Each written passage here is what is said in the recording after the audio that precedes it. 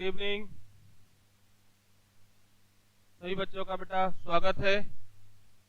जल्दी से बच्चे बेटा आ जाइए, क्लास स्टार्ट होने वाली है। सौरभ शर्मा यूट्यूब चैनल पर सब बच्चों का हार्दिक स्वागत है बेटा। जल्दी सब बच्चे आ जाइए और जल्दी से आकर सबसे पहले लिंक शेयर करें।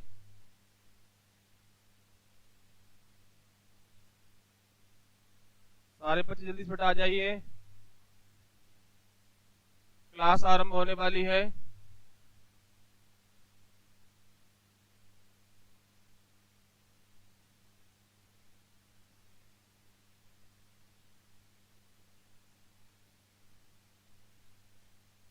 सत्यभान सिंह गुड इवनिंग बेटा, गुड इवनिंग।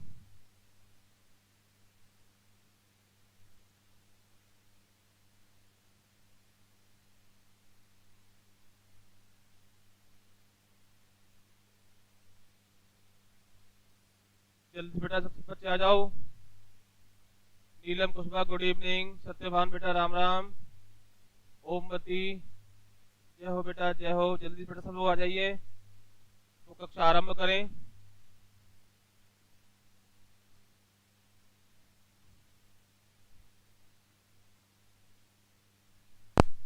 मनीष, रूपेंद्र, भारत बघेल बेटा सभी को राधे राधे बेटा, सभी को गुड इवनिंग। अभिलाख हाय बेटा, हाय। जल्दी से बेटा आ जाओ और जल्दी से लाइक करो बेटा चैनल को, जल्दी से लिंक शेयर करें। एकता शर्मा राधे राधे बेटा, जल्दी से बेटा स्टार्ट करो, जल्दी से बेटा। अर्चना गुड इवनिंग बेटा, गुड इवनिंग।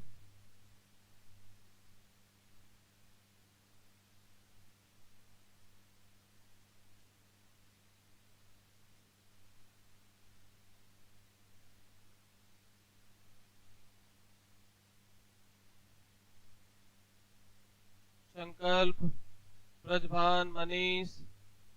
चलिए बेटा, तो हम मध्य प्रदेश का भौगोलिक विभाजन पढ़ रहे हैं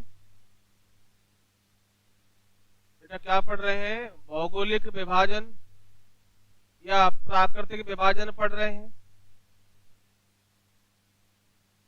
ओके, और इसमें हम बताए थे कि किस किस तरह डिवाइड किया गया है मध्य प्रदेश को, ये भी हम कल चर्चा किए थे। आवाज कम आ रही है? अब तो आवाज सही आ रही है ना अभिलाख? हाँ, तो कल हम बात किए थे कि मध्य प्रदेश को भौगोलिक दृष्टि से 7 भागों में बांटा गया था। कल हम बात किए थे बेटा, कितना? 7 भागों में बांटा गया था। और हम ये भी बताए थे कि 1 नवंबर 2000 से पहले मध्य प्रदेश के 9 प्राकृतिक विभाग थे, लेकिन 1 नवंबर 2000 को छत्तीसगढ़ एमपी से अलग हो गया तो 2 प्राकृतिक विभाग छत्तीसगढ़ में चले गए थे। जल्दी से बताइए वो 2 कौन से विभाग थे छत्तीसगढ़ में चले गए थे? जल्दी से बताइए, जल्दी से कमेंट कर बताइए बेटा कि वो कौन से 2 प्राकृतिक विभाग थे जो छत्तीसगढ़ में गए थे। जल्दी बताओ बेटा, वो कौन से 2 विभाग थे? तब तक मैं ये लिख रहा हूं बेटा। पहला भाग था मध्य उच्च प्रदेश बेटा। कौन सा था? मध्य उच्च प्रदेश, ये पहला भाग था। अभी बेटा किसी ने आंसर नहीं दिया है, जल्दी से बताइए। दूसरा था बेटा सतपुड़ा मैकल श्रेणी बेटा। कौन सा था? सतपुड़ा मैकल श्रेणी। और तीसरा भाग है बेटा पूर्वी पठार, या बोलते हैं, या क्या बोलते हैं बेटा? पूर्वी पठार को बोलते हैं बघेलखंड का पठार। क्या बोलते हैं बेटा? बघेलखंड का पठार कहते हैं। क्लियर बेटा? कल हम चर्चा किए थे कि मध्य प्रदेश को मुख्य रूप से 3 प्राकृतिक भागों में बांटा गया था। रूपेंद्र कह रहे हैं कि दंडकारण्य और महाकौशल बेटा। दंडकारण्य तो ठीक है बेटा रूपेंद्र, बट एक गलत बोला है आपने। एकता कह रही है महानदी और दंडकारण्य। बिल्कुल सही जवाब बेटा। एकता जी आपका जवाब बिल्कुल सही है कि 2 पार्ट चले गए थे छत्तीसगढ़ में। एक था बेटा दंडकारण्य का पठार, दंडकारण्य का पठार था, और दूसरा था बेटा महानदी बेसिन। महानदी बेसिन, ये 2 पार्ट चले गए थे छत्तीसगढ़ में, इसलिए मध्य प्रदेश में कुल 7 भौतिक प्रदेश बचे हैं। बेटा यहां तक कोई तकलीफ नहीं है? महानदी और दंडकारण्य, बिल्कुल अर्चना भी सही बता रहे हैं आप। तो बेटा ये 3 मुख्य रूप से 3 भागों में बांटा गया था। मध्य प्रदेश को मुख्य रूप से 3 भागों में बांटा गया था। एक बेटा मध्य उच्च प्रदेश है, दूसरा सतपुड़ा मैकल श्रेणी है। अब जो मध्य उच्च प्रदेश था इसको कई 5 भागों में बांटा गया है, ए बी सी डी और ई, 5 भागों में। पहला है बेटा मध्य भारत का पठार, दूसरा है बेटा बुंदेलखंड का पठार,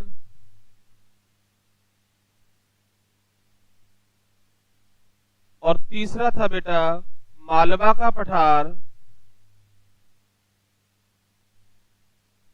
और चौथा है रीवा पन्ना का पठार, और 5वां है नर्मदा सोन घाटी। नर्मदा सोन घाटी। बेटा यहां तक कोई तकलीफ आपको नहीं होगी, ये हम कल चर्चा किए थे। यानी कि मध्य प्रदेश को कुल 7 भौतिक प्रदेशों में बांटा गया है। 7 के नाम ये लिखे हैं, और मुख्य रूप से 3 भागों में डिवाइड किया है। मध्य उच्च प्रदेश, सतपुड़ा मैकल श्रेणी, और पूर्वी पठार या बोलते हैं बघेलखंड का पठार, बघेलखंड का पठार जो एमपी के पूर्वी भाग में है। क्लियर है ना बेटा? अगर हम बात करें कि मुख्य रूप से सबसे बड़ा भाग कौन सा है, तो मध्य उच्च प्रदेश है। ये एमपी के कुल 66% भाग पर फैला हुआ है ना? और अगर हम साथ में बात करेंगे तो मालवा का पठार सबसे बड़ा पार्ट है। कल हम मालवा का पठार स्टार्ट किए थे बेटा। क्या स्टार्ट किए थे? मालवा का पठार, आपको याद होगा।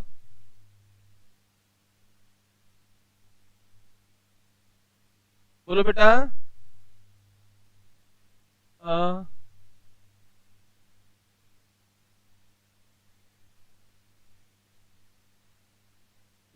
क्या लिखा है ये संभागों में? चलिए क्या लिखा है? मालवा का पठार, रीवा पन्ना का पठार। हाँ बेटा सबसे बड़ा है मालवा का पठार, बहुत सही बात बेटा। चलिए आगे अपन चलते हैं। यहाँ तक कोई तकलीफ नहीं है बेटा? थोड़ा इंक डाल लेते फिर चलते हैं, जिससे आपको थोड़ा साफ दिखाई देगा। तो बेटा इसमें हम मध्य उच्च प्रदेश पढ़े, इसकी विशेषताएं पढ़े, और फिर हम मध्य भारत का पठार पढ़े। जो पहला पार्ट था मध्य भारत का जो पठार है उसके बारे में हम बताए थे कि ये भिंड, मुरैना, ग्वालियर, श्योपुर, आगरमालवा, नीमच का कुछ पार्ट है, इसमें ये शामिल है। बोलो बच्चों, है ना? और इस पठार में जलोढ़ मिट्टी पाई जाती है ना? कल हम पढ़े थे ना बेटा, इस पठार में जलोढ़ मिट्टी पाई जाती है, और इस मिट्टी में सबसे ज्यादा जो तिलहन की जो फसलें हैं वो पैदा होती हैं, और इसलिए मुरैना में सबसे ज्यादा सरसों पैदा होता है। इसे सरसों की हांडी भी कहते हैं। या एक प्रश्न बनता है कि मध्य प्रदेश में सरसों उत्पादक जिला कौन सा है, तो अपन बताते हैं मुरैना। और इस पठार में चंबल जो है यहाँ की जीवन रेखा है, लाइफ लाइन है, ये भी हम चर्चा किए थे। और चंबल इस पठार में सबसे ज्यादा मिट्टी का कटाव करती है, जिसे हम अवलिका या गली इरोशन कहते हैं। क्या बोलते बेटा? गली इरोशन कहते हैं। और किसानों के लिए ये रेंगती हुई मृत्यु है जो कहा जाता है। फिर हम पढ़े थे बेटा मालवा का पठार, तो इसको हम आगे चलते हैं। मालवा के पठार को हम बताए थे कि मालवा का पठार मध्य प्रदेश का सबसे बड़ा पठार है, जो एमपी के कुल क्षेत्रफल में 28% भाग पर फैला हुआ है। बेटा कितना फैला हुआ है? 28% भाग पर फैला हुआ है। इस पठार की जो औसत वर्षा है वो 75 से 125 सेंटीमीटर है, जो आदर्श वर्षा मानी जाती है। बेटा क्या मानी जाती है? आदर्श वर्षा मानी जाती है, जो मालवा के पठार में होती है। 75 से 125 सेंटीमीटर। एक प्रश्न है कि आदर्श वर्षा की स्थिति क्या होती है? तो 75 से 125 सेंटीमीटर तक वर्षा को आदर्श वर्षा कहा जाता है। बेटा यहां तक कोई दिक्कत थी? और इस पठार में काली मिट्टी पाई जाती है, जो ज्वालामुखी लावा के ठंडा होने से हुई है। बेटा कैसे बनी है? ज्वालामुखी लावा के ठंडा होने से इस मिट्टी का निर्माण हुआ है। यहां तक कोई दिक्कत नहीं थी। अब इसके हम आगे चलते हैं। चलिए बेटा, मालवा के पठार में दो प्रकार के अपवाह तंत्र पाए जाते हैं। अपवाह तंत्र होता है नदी का बहने का क्षेत्र। तो मालवा के पठार में दो प्रकार के अपवाह तंत्र पाए जाते हैं। मालवा के पठार में दो तरह के अपवाह तंत्र पाए जाते हैं। एक बेटा है यमुना नदी तंत्र और दूसरा है अरब सागर नदी तंत्र। आपको पता है कि मध्य प्रदेश में कुछ नदियां पश्चिम की ओर बहती हैं, तो इसमें एक नर्मदा आती है, एक ताप्ती आती है और एक माही आती है। तो ध्यान रखें, अरब सागर में गिरने वाली एमपी की नदियां कौन सी हैं, या ऐसे भी कह सकते हैं कि मध्य प्रदेश में पश्चिम की ओर कौन सी नदियां बहती हैं। पश्चिम की ओर कौन सी नदियां बहती हैं? तो नाम आएगा नर्मदा, ताप्ती और माही। नर्मदा, ताप्ती और माही। बेटा क्लियर है ना बेटा? नर्मदा, ताप्ती और माही। बेटा माही के बारे में एक बड़ा अच्छा क्वेश्चन है कि माही कर्क रेखा को दो बार काटती है। याद रखें, कर्क रेखा को दो बार काटती है। वो कौन सी है? माही। माही नदी कर्क रेखा को दो बार काटती है। आपने याद रखें कि ज्योग्राफी में ये तीन तरह के प्रश्न हैं। ये तीन प्रश्न हैं बेटा। ये मकर रेखा है, ये कर्क रेखा है और ये भूमध्य रेखा है। आपने ज्योग्राफी में पढ़ा होगा, ये 0 डिग्री अक्षांश पर है, ये उत्तरी गोलार्ध में 23.5 डिग्री पर है और ये साउथ गोलार्ध में 23.5 डिग्री पर है। क्लियर है?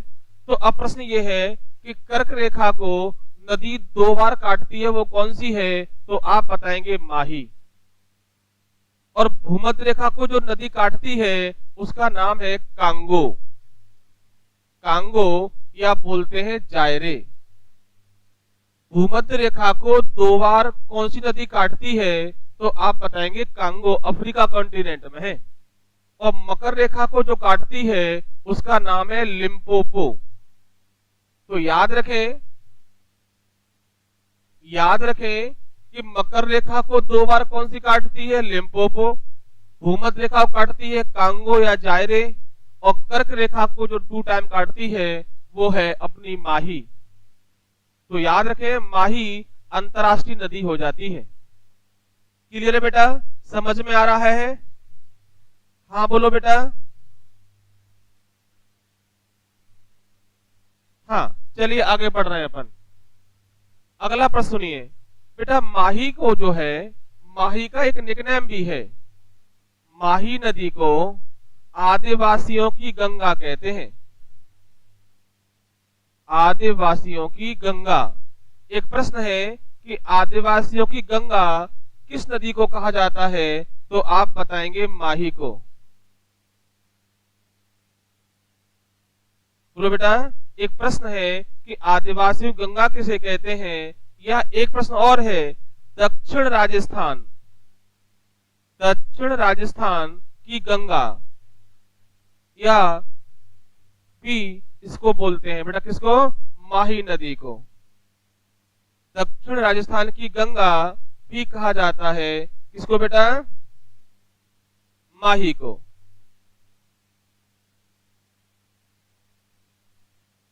बोलो बेटा। बेटा ये माही नदी मध्य प्रदेश और राजस्थान दो राज्यों में बहती है, और माही नदी पर, इसी माही नदी पर राजस्थान में जमुना लाल बजाज, जमुना लाल बजाज सागर परियोजना बनी हुई है। ध्यान रखें बेटा, इसी माही नदी पर राजस्थान में जमुना लाल बजाज सागर परियोजना बनी हुई है ना। आदिवासियों की गंगा, दक्षिण राजस्थान की गंगा या स्वर्ण रेखा, या क्या बोलते हैं? स्वर्ण रेखा कहते हैं माही को। बेटा यहां तक कोई दिक्कत? चले आगे।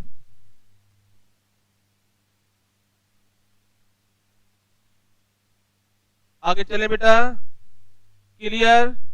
चलिए अब बेटा यमुना नदी तंत्र में चंबल, केन, बेतवा और सिंध, बेटा इसमें कौन कौन मिलती है बेटा? चंबल मिलती है, बेतवा मिलती है, केन मिलती है, ये बेटा यमुना नदी में मिलती हैं। उत्तर की ओर बहकर यमुना मिल जाती है और यमुना गंगा में मिल जाती है। इसलिए एक प्रश्न बनता है कि मध्य प्रदेश का सबसे बड़ा नदी अपवाह तंत्र कौन सा है? तो गंगा अपवाह तंत्र है। हम अगला चैप्टर जब पढ़ेंगे एमपी का अपवाह तंत्र, नदियां एमपी की, तो हम बताएंगे कि गंगा नदी तंत्र एमपी का बड़ा तंत्र क्यों है। तो बेटा एमपी का जो नर्मदा के ऊपर की जो नदियां हैं, मालवा का पठार, मध्य भारत का पठार, वो सभी नदियां उत्तर की ओर बहती हैं, क्योंकि उत्तर का ढाल नीचा है। तो नदियां दक्षिण से उत्तर की ओर बहती हैं और यमुना में मिलती हैं, और यमुना प्रयाग में जाकर गंगा में मिल जाती है। इसलिए मध्य प्रदेश का सबसे बड़ा जो नदी तंत्र है वो गंगा है बेटा, दूसरा नर्मदा है। जब हम नदी तंत्र पढ़ेंगे तब इसके बारे में हम चर्चा करेंगे। चलिए आगे बढ़ते हैं, मालवा के पठार में हम और आगे चलते हैं। बेटा यहाँ तक कोई दिक्कत नहीं है? तो ध्यान रखें कि मालवा के पठार का जो उत्तरी भाग है वो नीचा है और साउथ पार्ट जो है ऊंचा है। इसलिए नदियां कहाँ जाती हैं बेटा? उत्तर की ओर जाती हैं, या चंबल में मिलती हैं या यमुना में मिलती हैं, और कुछ नदियां डायरेक्टली गंगा में जाके मिल जाती हैं। जैसे सोन नदी है, टोंस नदी है, ये सीधा गंगा में जाके मिलती है। आगे चले बेटा, चलिए मालवा के पठार को मध्य प्रदेश में नदियों का मायका भी कहते हैं। अधिकांश नदियां इसी पठार से बहती हैं, निकलती नहीं है, फ्लो अपवाह है, इसलिए बोलते हैं इसको नदियों का मायका। वैसे तो बेटा पूरे एमपी को ही बोलते हैं नदियों का मायका, बट प्रॉपर हम बात करें पठार की। हाँ बेटा एकता नदी पढ़ाएंगे, नेक्स्ट टॉपिक आपका नदियों का ही है। एकता अगला जो चैप्टर हमारा होगा एमपी का अपवाह तंत्र होगा, उसी में हम ये सारी चीजें पढ़ेंगे। चलिए आगे बढ़ते हैं, कोई दिक्कत यहाँ तक बेटा? चलिए मध्य प्रदेश में सबसे ज्यादा जो सोयाबीन होता है वो भी मालवा में होता है। बेटा कहाँ होता है? मालवा में। भारत का समथिंग 80% सोयाबीन का उत्पादन मालवा में होता है। ठीक रहेगा, हाँ उसका लंबाई बढ़ गई। हाँ बेटा कोई दिक्कत यहां तक?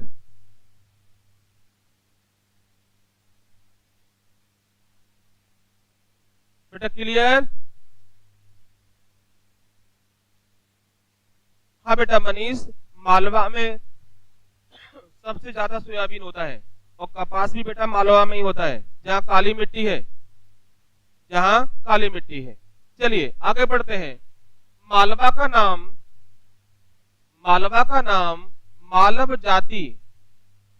मालव जाति के नाम पर औलीकर वंश ने रखा था। एक प्रश्न आता है कि मालवा का नाम किसने रखा? मालवा। तो औलीकर वंश ने इस क्षेत्र में मालव जाति रहती थी तो क्या नाम दिया? मालवा।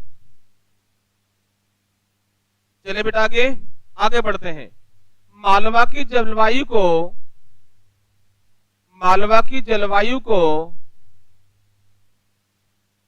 दुनिया की सर्वश्रेष्ठ जलवायु किसने कहा? एक प्रश्न है तो आप बताएंगे फायान ने कहा। ध्यान रखना, एक प्रश्न इतिहास में भी आता है, भारत आने वाला पहला चीनी यात्री कौन था? तो फायान। एक प्रश्न कि भारत आने वाला पहला चाइनीज विजिटर्स कौन था? पहला चीनी यात्री कौन था? फायान था। एक प्रश्न आप बता दीजिए कि जब फायान भारत आया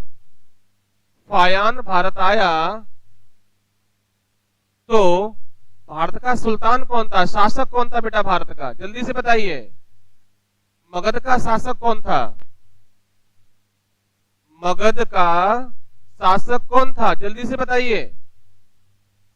फायान जब भारत आया था तो मगध का शासक कौन था? जल्दी से आंसर दें। सूरज कह रहे हैं चंद्रगुप्त। बेटा चंद्रगुप्त मौर्य है क्या? चंद्रगुप्त प्रथम है, चंद्रगुप्त द्वितीय है, ये बताना है। हमारे कह रहे चंद्रगुप्त द्वितीय।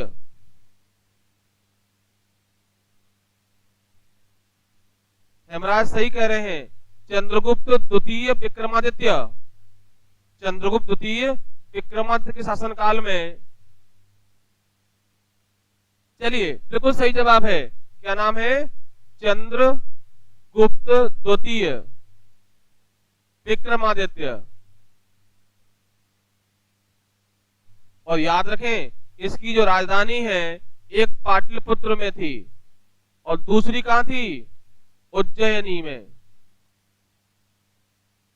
और चंद्रगुप्त द्वितीय ही वो शासक है गुप्तों का जिसने उज्जैनी को अपनी राजधानी बनाया था। एक प्रश्न कि किस गुप्त शासक ने उज्जैनी को अपनी राजधानी बनाया था? तो चंद्रगुप्त द्वितीय विक्रमादित्य है, इसी ने बनाया था इसको राजधानी। इसी ने लिखा था कि यहाँ सबसे अच्छी जलवायु है। आगे चले बेटा। चलिए, मालवी, भीली और निमाड़ी इस क्षेत्र की प्रमुख भाषाएं हैं बेटा। कौन सी बेटा? मालवी, भीली और निमाड़ी। याद रखें, इसमें ये भाषाएं या बोलियां बोली जाती हैं मालवा में। मालवा की जो प्रमुख बोलियां हैं वो कौन सी हैं? एक निमाड़ी है, एक भीली है और एक बेटा कौन सी है? मालवी। चलिए आगे बढ़ते हैं। बेटा मालवा में भी निकलती है कर्क रेखा, तो याद रखें कर्क रेखा मालवा के 9 जिलों से निकलती है। याद रखें 9 जिलों से निकलती है। एक प्रश्न है कि मालवा के कितने जिलों से कर्क रेखा निकलती है? तो आप बताएंगे 9 डिस्ट्रिक्ट। बेटा कितने? 9 जिले बताएंगे। बोलो बच्चों, यहां तक कोई दिक्कत? स्पीड ज्यादा तो नहीं है? चलिए आगे बढ़ते हैं बेटा। मालवा का पठार जो है, एक प्रश्न है कि मध्य प्रदेश के किस पठार को अन्न भंडार कहते हैं? अन्न भंडार कहते हैं, तो आप बताएंगे मालवा के पठार को। मालवा के पठार को अन्न भंडार कहते हैं, या सिंपल ये भी कह सकते हैं गेहूं का अन्न भंडार, क्योंकि इस क्षेत्र में सबसे ज्यादा गेहूं का उत्पादन होता है। इसी क्षेत्र में सोयाबीन पैदा होता है, इसी क्षेत्र में कपास पैदा होता है ना? कपास के कारण, कपास बेटा जो पैदा होता है वो निमाड़ क्षेत्र में पैदा होता है। कहाँ बेटा? निमाड़। और निमाड़ के 2 पार्ट हैं, एक पूर्वी निमाड़ है बेटा। कौन सा है? पूर्वी निमाड़। ये पूर्व में है तो पूर्वी निमाड़, इधर पश्चिम में है तो पश्चिमी निमाड़। और ये आपको पता होगा, पूर्वी निमाड़ को खंडवा कहते हैं और पश्चिमी निमाड़ को खरगोन कहते हैं। और इन दोनों जिलों को बोलते हैं सुनहरे जिले। बेटा क्या बोलते हैं? सुनहरे जिले। किसे कहते हैं? तो खंडवा खरगोन को। और किस क्षेत्र को बोलते हैं? तो निमाड़ को बोलते हैं। क्यों बोलते हैं? कपास उत्पादन के कारण। और कपास को बोलते हैं सफेद सोना। ध्यान रखें बेटा, कपास को सफेद सोना, व्हाइट गोल्ड कहा जाता है। बेटा स्पीड ज्यादा तो नहीं है? बेटा सिलेबस ज्यादा है, थोड़ा स्पीड बढ़ा दी है, कोई दिक्कत नहीं बेटा यहां तक। चलिए आगे बढ़ते हैं। बेटा मालवा की जलवायु किस तरह की है? जल्दी से बताइए। ऐसे भी एक बार प्रश्न पूछा गया है कि मध्य प्रदेश का कौन सा भाग है जहां न ज्यादा सर्दी पड़ती है न ज्यादा गर्मी पड़ती है? तो क्या बताएंगे? मालवा। बेटा यहाँ की जो जलवायु है समशीतोष्ण है। बेटा कैसी है? समशीतोष्ण जलवायु है। क्लियर है? बेटा यहाँ की जलवायु बेटा कैसी है? समशीतोष्ण जलवायु है।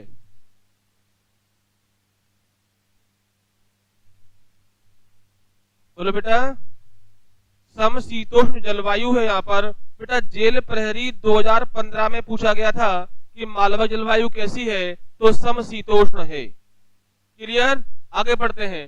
बेटा मालवा में ही जनपावा चोटी है। बेटा कौन सी? जनपावा। इस चोटी में दो तीन क्वेश्चन याद रखें। एक तो चंबल निकलती है, चंबल के अलावा एक नदी और निकलती है। जल्दी से बताइए नाम क्या है उसका? एक प्रश्न और बनता है यहां पर कि भगवान परशुराम, भगवान परशुराम, भगवान परशुराम की जन्मस्थली कहां है? तो आप बताएंगे जनपावा। जनपावा पहाड़ी या जनपावा जो क्षेत्र है वो भगवान परशुराम की जन्मस्थली है। एक प्रश्न आपको बताना है कि चंबल के अलावा कौन सी नदी निकलती है जनपावा पहाड़ी से? जल्दी बोलिए।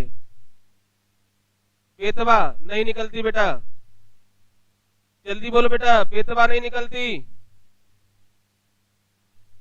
गंभीरी नदी, गंभीरी कौन सी बेटा? चंबल के अलावा गंभीरी नदी निकलती है, गंभीरी। और बेटा इस नदी पर यशवंत सागर झील बनी है या बांध बना है। एक प्रश्न कि यशवंत सागर बांध किस नदी पर बना है? तो गंभीरी पर। और इस बांध से इंदौर शहर को वाटर सप्लाई होती है, इंदौर को जल आपूर्ति होती है। याद रखना है बेटा ये प्रश्न आपको।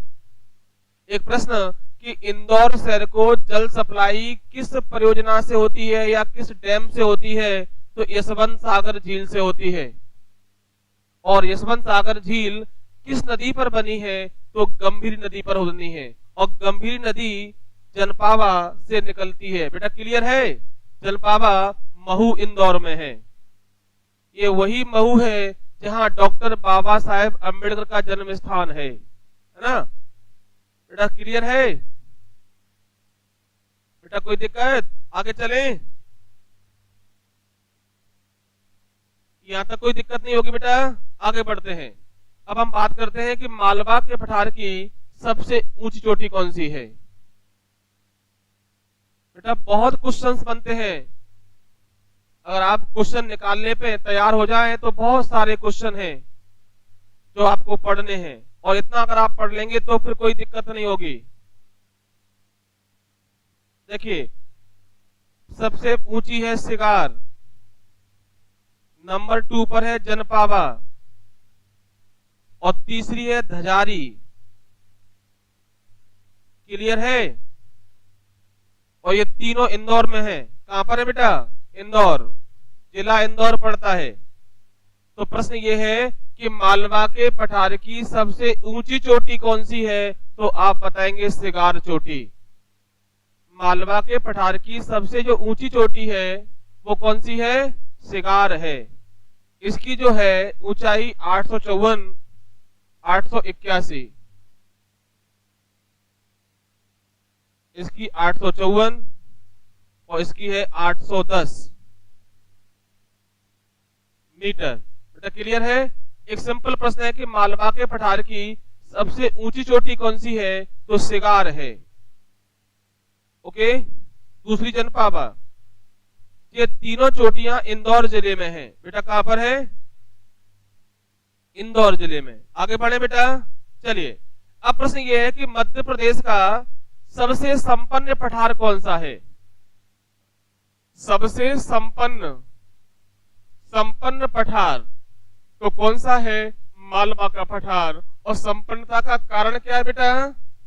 यहाँ की जलवायु, यहाँ की वर्षा जो आदर्श वर्षा मानी जाती है। बोलो बच्चों, कोई दिक्कत तो नहीं हो रही ना? बेटा लाइक नहीं हो रहे आप लोगों को, जल्दी से लाइक करो बेटा। आप लाइक करना भूल जाते हो, केवल पढ़ने का आनंद लेते रहते हो। जल्दी से बोलो, जल्दी बेटा लाइक करो। संख्या नहीं बढ़ रही यहां पर।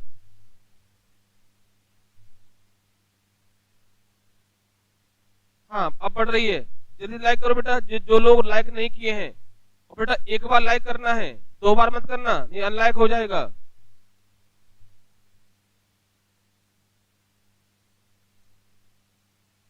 मनीष, तभी वो आगे बढ़ेंगे ना। हाँ अब संख्या बढ़ रही है, जल्दी से करो। चले बेटा आगे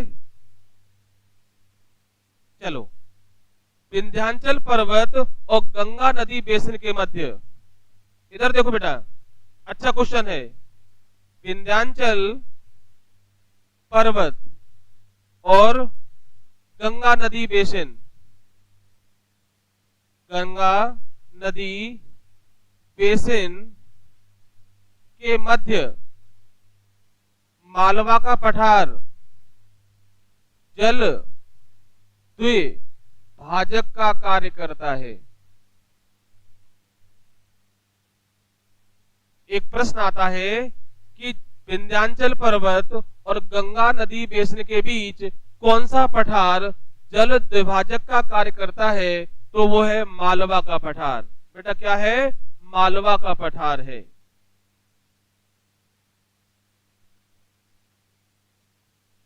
जल्दी बोलो बेटा, ये लाइन समझ में आई कि नहीं आई जी बताइए।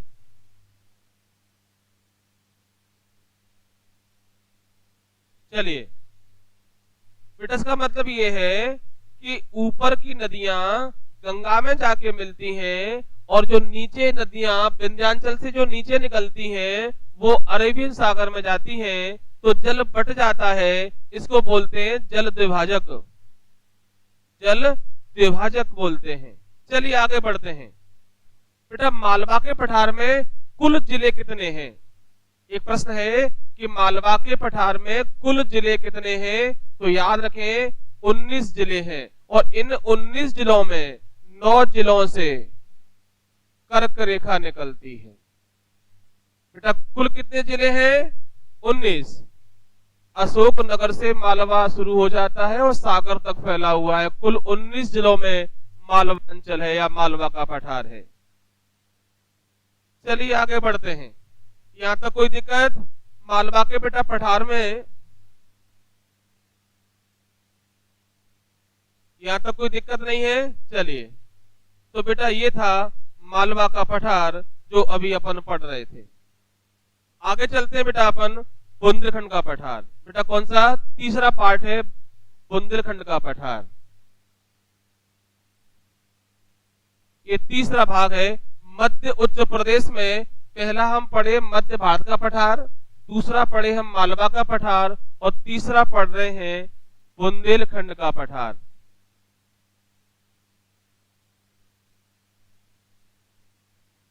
बुंदेलखंड का पठार अपन शुरू कर रहे हैं। बोलो बेटा, यह मध्य प्रदेश के कुल क्षेत्रफल में 7.79% पर फैला हुआ है, विस्तृत है।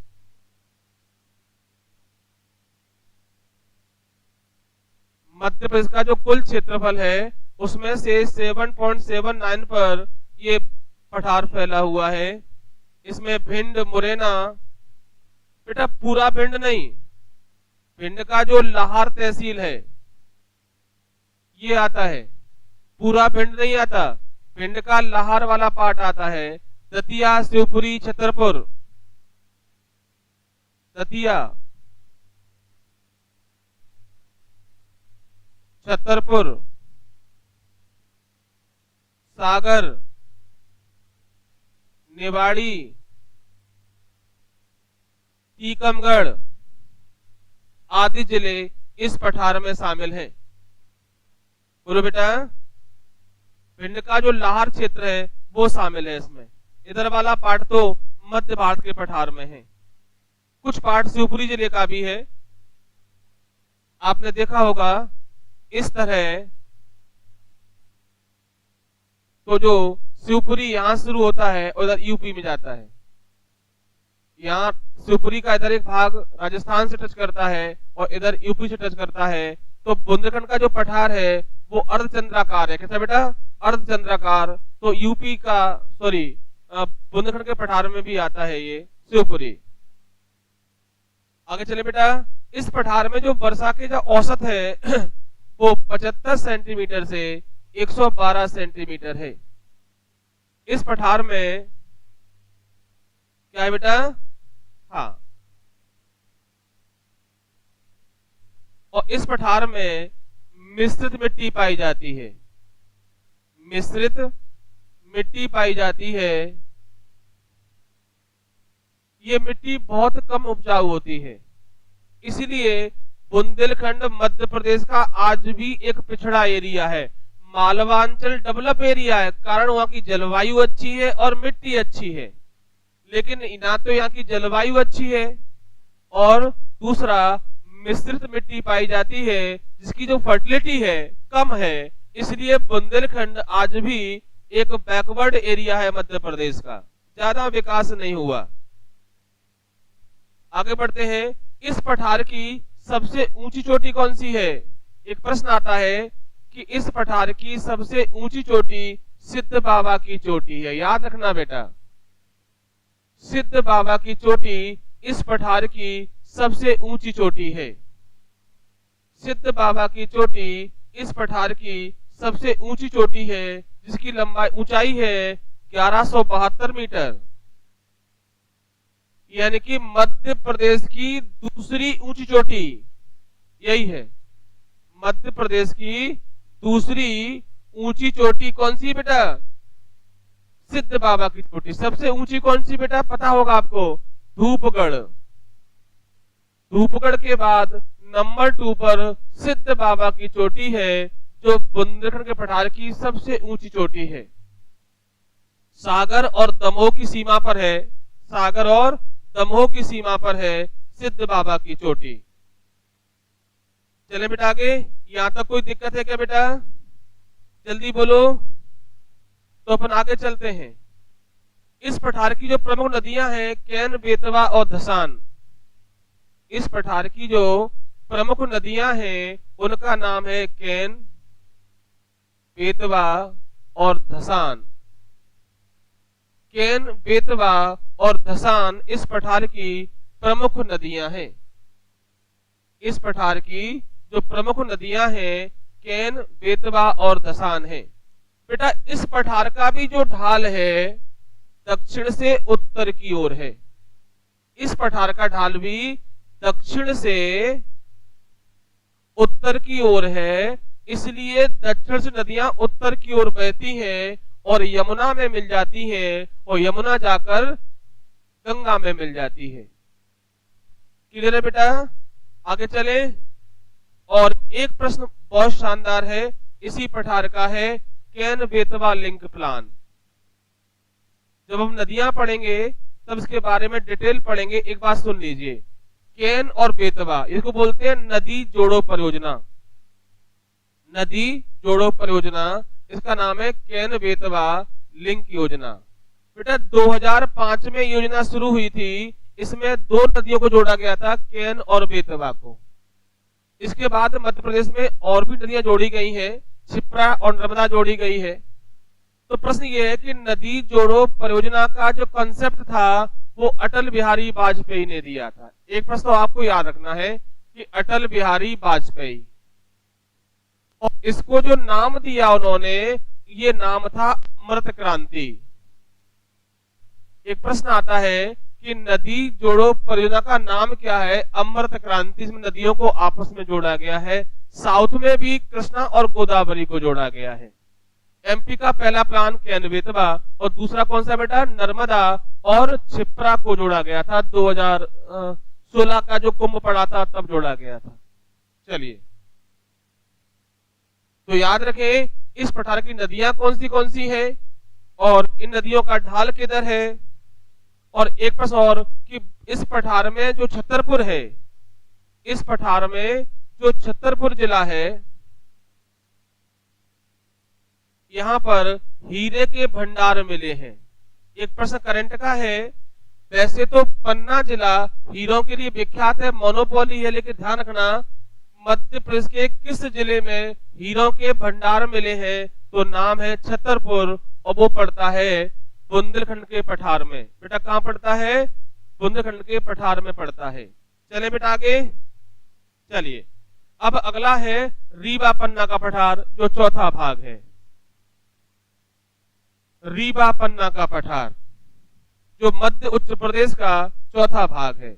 रीवा पन्ना का पठार, बेटा इसे विंध्य कगार प्रदेश भी कहते हैं। विंध्य कगार प्रदेश भी कहते हैं। बेटा क्या बोलते हैं? विंध्य कगार प्रदेश भी कहते हैं। बेटा लाइक भी करते जाइए, भूलिए मत। और क्वेश्चन आपको समझ में आ रहे हैं, अगर आपको कुछ बेहतर मिल रहा है जो आपने नहीं पढ़ा है और आपको पढ़ने में अच्छा लग रहा है तो लाइक की संख्या बढ़ाइए। चलिए बेटा क्लियर है? बेटा इस पठार में अत्यधिक कगार क्षेत्र शामिल है, उसका नाम पड़ गया है विंध्य कगार प्रदेश। चलिए पन्ना, दमोह, सागर, इस पठार में कगारी क्षेत्र ज्यादा है, कगार है, तो क्या बोलते हैं बेटा? कगारी प्रदेश कहते हैं, है ना। पन्ना, दमोह, सागर, रीवा, सतना, है ना। रीवा और सतना इसमें और आता है। देखो बेटा सागर एक ऐसा कॉमन जिला है जो मालवा के पठार में भी है, सागर रीवा पन्ना के पठार में भी है और सागर बुंदेलखंड के पठार में भी था। इसकी जो लोकेशन है वो तीनों पठार में कुछ कुछ भाग है। कौन सा? सागर। तो पन्ना, दमोह, सागर, रीवा और सतना जिले शामिल हैं। यह पठार मध्य प्रदेश में 10.37% क्षेत्र पर विस्तृत है। बेटा कितना? 10.37% पर विस्तृत है। एकता कह रही है कगार क्या होते हैं? बेटा कगार होता है जो नदी का एरिया है जहां पहाड़ियां टाइप की पाई जाती हैं, भ्रंश घाटी टाइप का। तो क्या बोलते हैं? दरारें बोलते हैं। दरार मतलब rift type, rift valley type का, जिसमें जैसे नर्मदा बहती है रिफ्ट वैली में।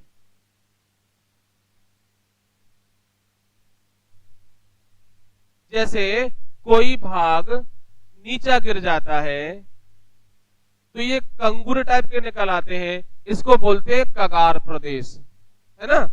इसलिए इसे विंध्य कगार प्रदेश भी कहा जाता है। एकता ठीक है?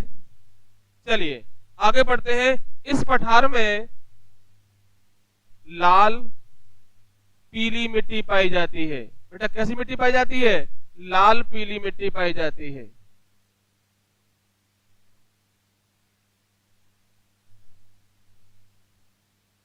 बेटा कैसी मिट्टी पाई जाती है? लाल पीली बलुई मिट्टी पाई जाती है।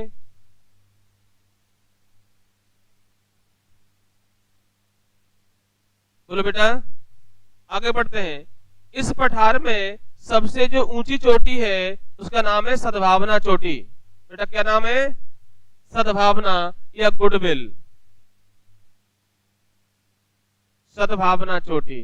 बेटा इसी पठार का जो भाग है उसका नाम है विंध्य पर्वत श्रेणी और उसकी सबसे जो हाईएस्ट पॉइंट है उसका नाम है सद्भावना।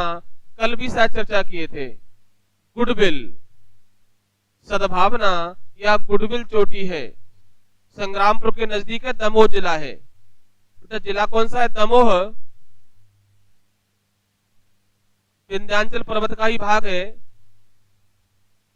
बेटा जो विंध्याचल पर्वत है, ये विंध्याचल पर्वत है जो राजस्थान में अरावली से शुरू होता है। इसका एक भाग है जिसे बोलते हैं भांडेर श्रेणी। क्या बोलते हैं बेटा? भांडेर श्रेणी कहते हैं। और एक भाग है जिसे कैमूर श्रेणी कहते हैं। तो भांडेर श्रेणी में आता है ये गुडविल, सद्भावना। और जिला कौन सा है बेटा? जिला कौन सा है? दमोह। तो दमोह जिले में संग्रामपुर के पास, संग्रामपुर घाटी में जो हाईएस्ट चोटी है उसका नाम है सद्भावना। इसकी जो ऊंचाई है 752 मीटर है। बेटा कितनी है? 752 मीटर है। चलिए आगे बढ़ते हैं। इस पठार की जो प्रमुख नदियां हैं, इस पठार की जो प्रमुख नदियां हैं उसका एक का नाम है टोंस और दूसरा है बीहड़। टोंस को बेटा तमसा भी कहते हैं। आपने अभी कोरोना काल में रामायण देखी होगी, तो महर्षि वाल्मीकि का जो आश्रम था वो तमसा नदी किनारे ही था। इसी तमसा को टोंस कहते हैं। और इसी बीहड़ पर मध्य प्रदेश के सबसे बड़े बड़े जलप्रपात बने हैं। आप सुने होंगे जलप्रपात, केवटी, बहुटी, पियावन, चचाई, सुने होंगे आप। लेकिन याद रखें, अब चचाई जलप्रपात एमपी का सबसे बड़ा जलप्रपात नहीं रहा है, अब बहुटी हो गया है। याद रखें बेटा। बेटा क्लियर है? एमपी का सबसे बड़ा जलप्रपात अब बहुटी है, पहले चचाई था। जिला रीवाई है। बेटा क्लियर है? अब मध्य प्रदेश का सबसे बड़ा जो जलप्रपात है वो बहुटी हो गया है, पहले चचाई हुआ करता था। अब चचाई नहीं है। 2017 के बाद, 2017 के बाद एमपी का सबसे ऊंचा जो जलप्रपात है उसका नाम हो गया है क्या बेटा? बहुटी। बेटा क्लियर है यहां तक? जल्दी बोलिए, आगे बढ़ रहे हैं।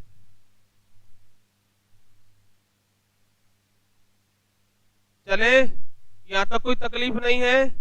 अब आपका आता है नर्मदा सोन घाटी, जो पांचवा पार्ट है, नर्मदा सोन घाटी। ये मध्य उच्च प्रदेश का पांचवा और अंतिम भाग है। ये मध्य उच्च प्रदेश के जो 5 भाग थे उसमें से ये पांचवा है। नाम है नर्मदा सोन घाटी। नर्मदा सोन घाटी। एक प्रश्न आता है कि मध्य प्रदेश का सबसे निचला क्षेत्र कौन सा है? मध्य प्रदेश का सबसे निचला क्षेत्र कौन सा है? तो याद रखें नर्मदा घाटी, नर्मदा सोन घाटी। लेकिन अगर प्रश्न आता है कि एमपी का सबसे निचला स्थान कौन सा है, तो आप बताएंगे पातालकोट। पातालकोट पड़ता है छिंदवाड़ा में। बेटा कहां पड़ता है? छिंदवाड़ा में। जो एक जनजाति है एमपी की, भारिया। मध्य प्रदेश में पातालकोट क्यों फेमस है? भारिया जनजाति के लिए, जो छिंदवाड़ा में है। एमपी का सबसे निचला स्थान, एक जगह की बात करें तो पातालकोट है, और पूरा जो एरिया की बात करें तो वो है नर्मदा सोन घाटी। बेटा कौन? नर्मदा सोन घाटी। बेटा ये अमरकंटक जगह है जहां से नर्मदा और सोन निकलती है। बेटा सोन आके जाके ऐसे बहती है और नर्मदा ऐसे बहती है और सीधा अरब सागर में गिरती है। यहां आपका मंडला आ जाएगा। बेटा ये जो दिख रहा है आपको इस तरह का, ये भारत का जो प्रायद्वीप है, भारत का जो प्रायद्वीप आपने देखा होगा इस तरह का, ऐसे ही नर्मदा मंडला के 3 तरफ से निकलती है। इसलिए प्रश्न आता है कि मध्य प्रदेश में प्रायद्वीपीय जिला किसे कहते हैं? प्रायद्वीपीय जिला किसे कहा जाता है? तो आंसर आएगा मंडला को कहते हैं। या ऐसे भी पूछ सकते हैं कि नर्मदा किस जिले को 3 तरफ से घेरे हुए है? तो है मंडला। जब नदियों का टॉपिक पढ़ेंगे तो और ज्यादा विस्तृत रूप से पढ़ेंगे। इसको याद रखें कि इसको प्रायद्वीपीय जिला कहते हैं।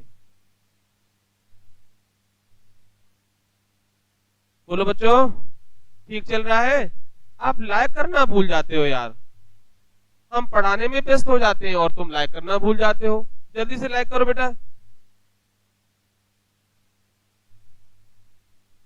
नीरज, हाँ पातालकोट बेटा। संख्या नहीं बढ़ रही है यार, है ना? भाई संख्या देखने वाले लोगों की है तो फिर उसमें लाइक भी होना चाहिए। बोलो बच्चों।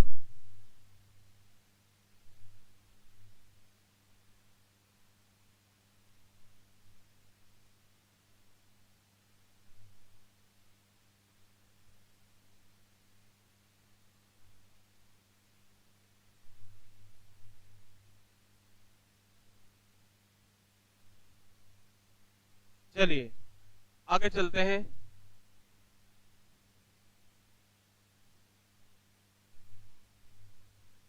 इस पठार में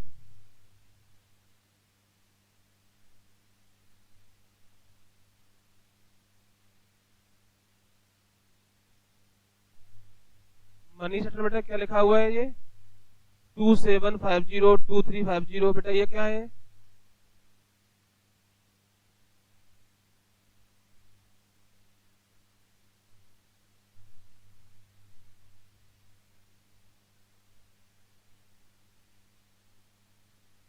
गांव का समूह। ये समझ में नहीं आया बेटा मनीष, किसका समूह बोल रहे हैं बेटा? हाँ बेटा, इस पठार में बेटा केहली, देखिए बेटा जो नर्मदा सोन घाटी है ये वाला, तो बेटा इसमें याद रखें गहरी काली मिट्टी पाई जाती है। तो याद रखें जो नर्मदा घाटी है वो अमरकंटक से इधर आती है, इसमें बेटा गहरी काली मिट्टी पाई जाती है। और जो सोन घाटी है इसमें लाल मिट्टी पाई जाती है। जो नर्मदा, एक प्रश्न है कि काली मिट्टी 3 तरह की होती है, साधारण काली होती है, गहरी काली होती है और छिछली मिट्टी होती है। तो मध्य प्रदेश में गहरी काली मिट्टी कहाँ पाई जाती है? तो नर्मदा घाटी में पाई जाती है। और मध्य प्रदेश में सबसे ज्यादा कौन सी काली मिट्टी पाई जाती है? तो वो है साधारण काली मिट्टी। मध्य प्रदेश में वैसे तो सिंपल है, अगर ऑप्शन आते हैं कि जलोढ़ मिट्टी पाई जाती है, काली मिट्टी पाई जाती है, लाल पीली मिट्टी पाई जाती है, तो अपन बोलेंगे काली मिट्टी पाई जाती है। लेकिन काली मिट्टी के भी हम पाठ पूछे कि मध्य प्रदेश में सबसे ज्यादा कौन सी काली मिट्टी पाई जाती है? तो साधारण काली मिट्टी पाई जाती है। और गहरी काली मिट्टी कहाँ पाई जाती है? तो वो नर्मदा घाटी में पाई जाती है। चलिए बेटा इसको अपन कल करेंगे, समय हो गया है। तो चलिए कल हम नर्मदा सोन घाटी पढ़ेंगे, सतपुड़ा मेकल श्रेणी पढ़ेंगे और पूर्वी पठार या बोलते हैं बघेलखंड का पठार, इसके बारे में करेंगे। कल ये टॉपिक अपन समाप्त करेंगे और फिर अपन एमपी का अपवाह तंत्र नदियों के बारे में बात करेंगे। तो बच्चों क्लास कैसा लगा आज आपको जरूर बताएं कमेंट करके, और जाते समय लाइक करके जाएं। चलिए कल मिलते हैं। शुभ रात्रि, गुड नाइट, जय हिंद।